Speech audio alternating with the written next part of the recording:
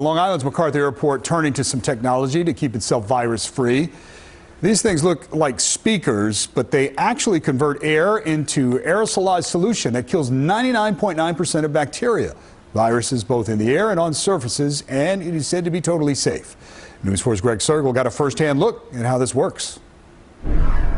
Please make your way immediately to gate E23. This has become a rare sight.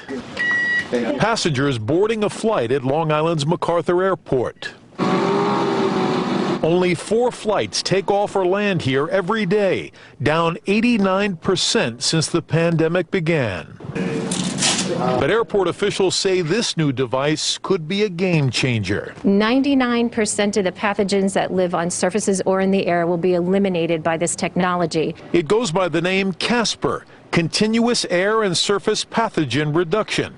CASPR converts oxygen and moisture into hydrogen peroxide, which is then released into the air to attack any bacteria or viruses present. It's not new. It's proven in the medical environment, and there's data behind it. This airport consultant says hospitals now use CASPR, and the levels of hydrogen peroxide are not harmful, but will make the airport safe in this age of coronavirus. We are the first airport in the country to do this, and actually the first airport in the world to do it. 8 of the CASPRs are now being installed in key areas around the airport at a cost to the town of Islip of roughly $10,000.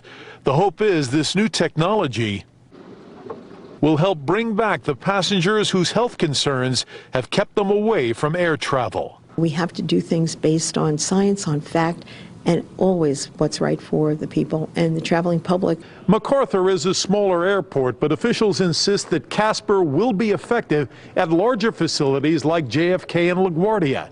And only when all airports adopt this kind of safety measure, they say, will the public truly feel better about traveling again. In Islip, Greg Sergel, News 4 New York.